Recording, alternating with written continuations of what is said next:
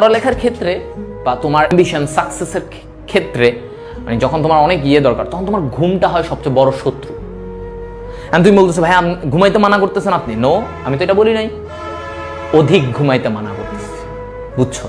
ঘুম আর অধিক ঘুম, প্রয়োজনীয় ঘুম, এদের মধ্যে পার্থক্য আছে। তোমার প্রয়োজনীয় তুমি 6 থেকে 7 ঘন্টা ঘুমাও এনাফ, আমি বলবো। মরবা না, খুব ভালোভাবে বেঁচে থাকবা।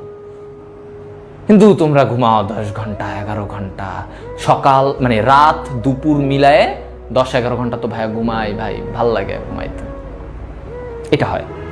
তো এই 10-11 ঘন্টা এই যে যারা এরকম বেশি ঘুমায় লাভ হয় না। আমার অ্যাডমিশন টাইমে, আর আমি এটাও বলবো ক্রুশিয়াল টাইমে মাঝে মাঝে তুমি যদি কমও ঘুমাও কোনো সমস্যা নেই, এটা অল্প সময়ের জন্য। এখন লং টার্ম যদি তুমি কম ঘুমায় থাকো এটা তোমার জন্য, শরীরের জন্য অবশ্যই খারাপ।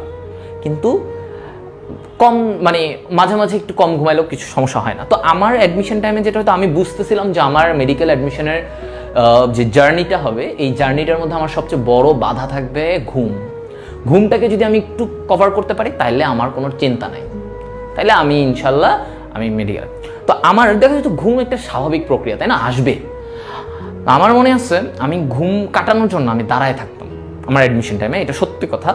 তখন হয়তো আসলে এখন হয়তো এত কিছু এখন অনেক ম্যাচিউর হয়ে গেছে, তখন তো ছোটোখাটো মানুষ ছিলাম, ইমোশনাল মানুষ। অ্যাডমিশন টাইমে আমাকে পাইতে হবে, অনেক জেদি একটা ব্যাপার স্যাপার, জেদ কাজ করতেছিল।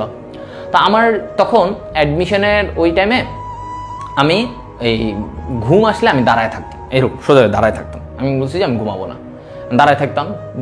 মনে করো আমার ছিল একটা টেবিল চেয়ার ছিল, তো চেয়ারে বসলেও ঘুম আসতেছে, আমি দাঁড়ায় থাকতাম। দাঁড়ায় থেকে টেবিলটা এখানে ছিল, আমি বইটা রেখে পড়তাম। এভাবে টাইম গেছে অনেক।